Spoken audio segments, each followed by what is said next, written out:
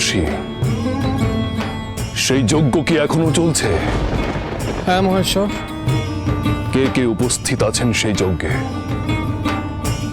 সকলেই উপস্থিত আছেন, সকলেই।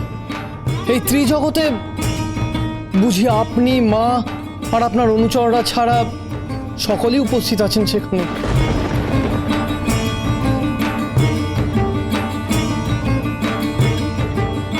দেব ব্রহ্মা তিনি কি উপস্থিত ছিলেন?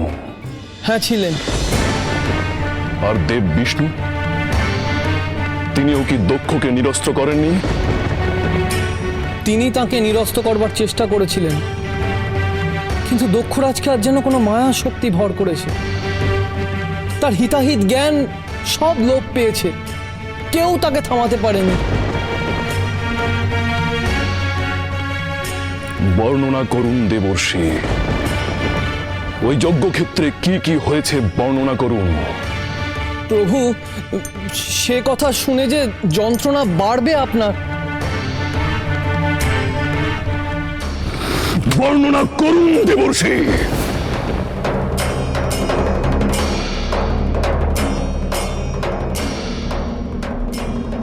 দেবী প্রবেশ করেছিলেন যজ্ঞে একা, দিব্যরূপে। তাকে দেখে সমস্ত দেবতা, ঋষি, গন্ধর্ব, যক্ষ সবাই উঠে দাঁড়িয়েছিলেন। তারপর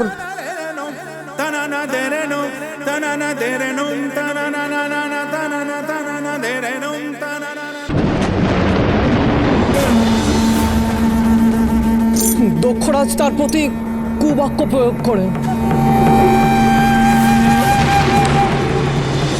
আমি চাই এই মুহূর্তে তুমি এই যজ্ঞস্থল ত্যাগ করো। যজ্ঞভাগে বর্তমানে তার কোনো অধিকার নেই। যে যজ্ঞের যজ্ঞভাগ পান বিষ্ণুদেব, পান দেবরাজ ইন্দ্র, পান অন্যান্য দেবতারা, সেই যজ্ঞের যজ্ঞভাগে ওই শুলি বঞ্চিত। দেবী ক্ষুব্ধ হন আপনার প্রতি কুবাক্যে। দক্ষরাজ বিদ্রুপ করেন তাকে। এত বড় যজ্ঞের আয়োজন করেছেন আপনি, আর এই কথা ভুলে গেলেন? মহেশ্বর ছাড়া জগতের কোনো যজ্ঞ সম্পূর্ণ। দেবী সমস্ত দেবতা এবং ঋষিকে বলে তারা কেন আছেন এই অধর্মের যজ্ঞে, কেন ত্যাগ করে যাচ্ছেন এই যজ্ঞস্থল। এখানে দেখছি সমস্ত দেবতাদের যজ্ঞ ভাগ রক্ষিত রয়েছে, কিন্তু কি আশ্চর্যের বিষয়,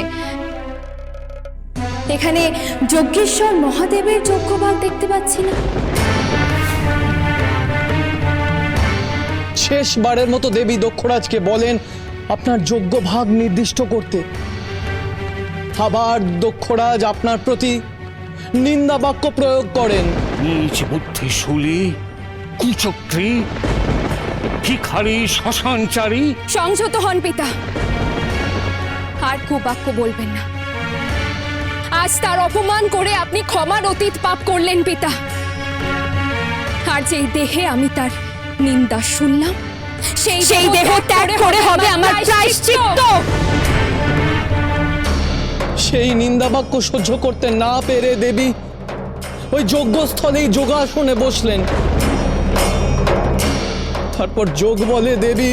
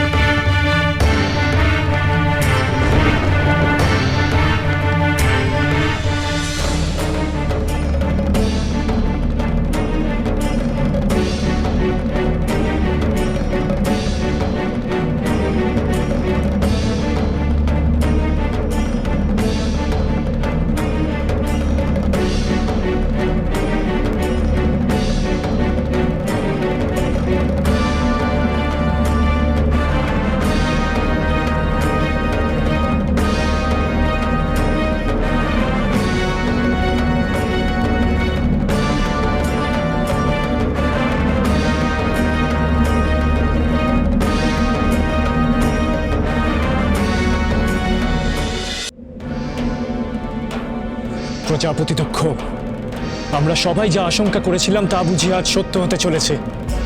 রুদ্রের রুদ্র রোষ আপনি জাগিয়ে তুলেছেন। সমগ্র জগৎ আজ বিপন্ন কেবল আপনার জন্য।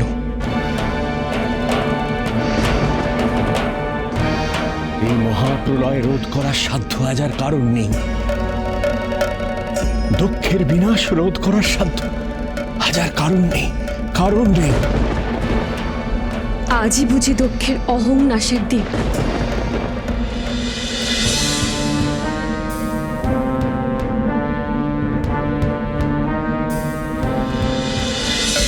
ভয় পাবেন না, ভয় পাবেন না কেউ। মনে রাখুন, দেব ও বিষ্ণু আমার যজ্ঞের রক্ষক আছেন। সমস্ত দেবতারা, প্রয়োজনে তারাও অস্ত্র ধারণ করবেন ওই অপশক্তির বিরুদ্ধে। হে দেবগুরু, হে ঋষিগণ, আপনারা যজ্ঞে আহুতি দিন। এই যজ্ঞ সুসম্পন্ন হলে ওই অপশক্তি মাথা তুলতে পারবে না। এই পবিত্র যজ্ঞ, যে যজ্ঞে বৈদিক মন্ত্র উচ্চারিত হয়, সেই যজ্ঞের ক্ষতি কেউ করতে পারে না।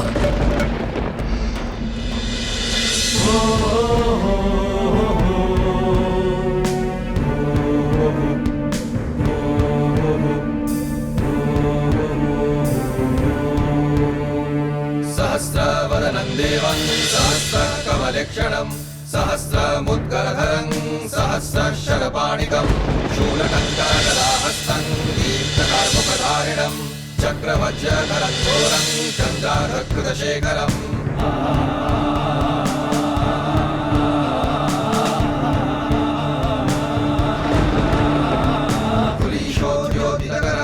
तडीज्वलितमूर्ध्वजं दंशाङ्करालं विभ्राणं महाभद्रं महोदरं विद्युज्जिहुवं प्रलम्बोष्टं मेघसागरं।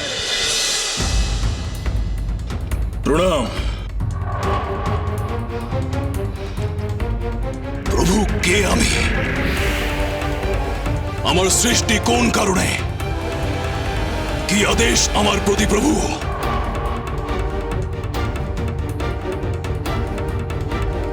তুমি বীরভদ্র, আমার ক্রোধ থেকে তোমার সৃষ্টি। তুমি অসীম বলশালী, আমার শক্তি তোমার মধ্যে সঞ্চারিত। আমার সকল গণেদের মধ্যে তুমি মহাবীর।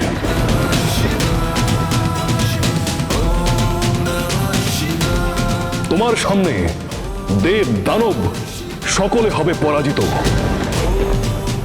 এমনকি দেব বিষ্ণু তোমার বিরুদ্ধে অস্ত্র ধারণে সফল হবেন না। যাও বীরভদ্র, বিনাশ করো এই দক্ষ যজ্ঞের যেখানে সতী দেহত্যাগ করেছে।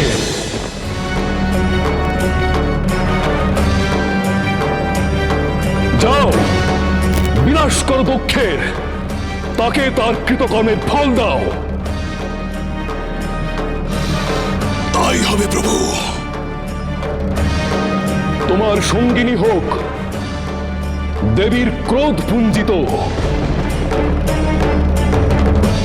ভদ্রকালী।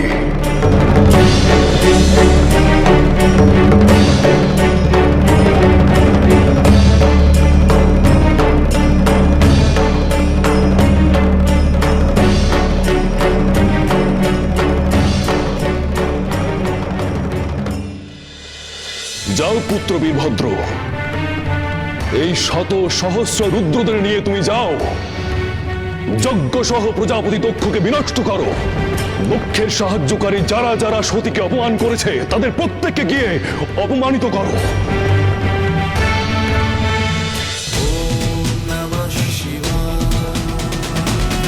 চলো চলো চলো চলো চলো পাল্টাই।